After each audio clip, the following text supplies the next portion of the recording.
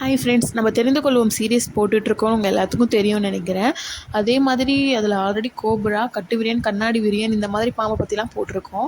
இன்றைக்கி என்ன பாம்பை பற்றி பார்க்க போகிறோன்றதை மறக்காமல் வீடியோ கடைசி வரைக்கும் பாருங்கள் அண்ட் சப்ஸ்கிரைப் பண்ணிவிடுங்க. அப்போ தான் உங்கள் மொபைலுக்கு நான் டெய்லி போடுற வீடியோலாம் வந்து சேரும்.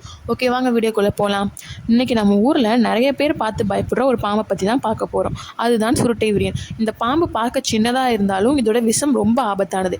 அதனால் இந்த வீடியோவை முழுசாக பாருங்கள். நம்ம ஊரில் இந்த பாம்பை பார்த்து தான் அடித்து கொள்ளணும்னு நினைப்பாங்க.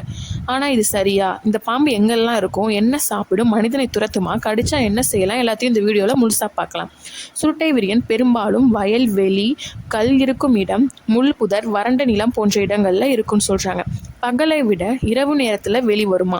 இந்த பாம்பு ஆபத்து வந்தால் உடம்பை சுருட்டி கொண்டு செதில்களை ஒன்றோடு ஒன்று உரசி, எல்லா பாம்பும் உஷும் சத்தம் கொடுக்கும் இல்லையா, அந்த மாதிரி இதுவும் சத்தம் போடுன்னு சொல்கிறாங்க. இதுதான் இதோட எச்சரிக்கைன்னு சொல்கிறாங்க. இந்த சத்தம் கேட்டால் உடனே அந்த இடத்துலேருந்து விலகிடணும், இல்லைன்னா நம்ம உயிருக்கு தான் ஆபத்துன்னு சொல்கிறாங்க. இதுக்கு முக்கியமான உணவு எதுனா எலி, பல்லி, தவளை இந்த மாதிரி சின்ன சின்ன உயிரினங்கள் தான். அதனால் இந்த பாம்பு இயற்கையோட உணவு சங்கிலியில் ஒரு பெரிய முக்கியத்துவமான பங்கு வகிக்கிறது. இந்த பாம்பு காரணம் இல்லாமல் யாரையுமே கடிக்காது. எல்லா பாம்புக்குமே ஒரே ஒரு ரீசன் தான். எந்த பாம்பும் யாரையுமே காரணம் இல்லாமல் கடிக்காது, அதாவது மனிதன்களை.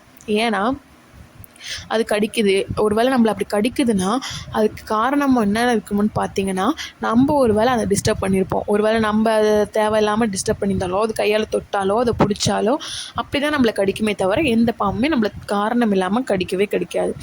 இந்த பாம்பு காரணம் இல்லாமல் எப்போவுமே நம்மளை கடிக்காது. ஒரு வேளை கடிச்சிச்சுன்னா முதல்ல பயப்படாதீங்க, ஓடாதீங்க, கடிக்கப்பட்ட கையை அசைக்காதீங்க அல்லது காலை கூட அசைக்காதீங்க.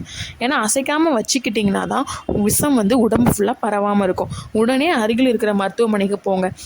காயத்தை வெட்டுறது, விஷத்தை உறிஞ்சுறது, இறுக்கமான துணியை வச்சு கட்டுறது, இந்த மாதிரி பழைய முறைகள்லாம் தயவு செஞ்சு கையாளாதீங்க. ஏன்னா இது நம்ம உயிருக்கு ரொம்ப ஆபத்தாக இருக்கும்.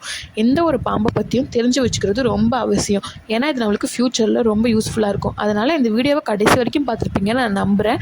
வீடியோ பிடிச்சிருந்தா மறக்காமல் லைக் பண்ணுங்கள். அண்ட் நெக்ஸ்ட் எந்த பாம்பை பற்றி சொல்லலான்னு கமெண்ட்லேயும் சொல்லுங்கள். ஓகே ஃப்ரெண்ட்ஸ், மறக்காமல் சேனல் சப்ஸ்கிரைபும் பண்ணிவிடுங்க. நம்ம ஆல்ரெடி போட்டிருந்த வீடியோஸையும் பாருங்கள். நாளைக்கு வேறு ஒரு வீடியோவில் சந்திக்கலாம். Bye friends.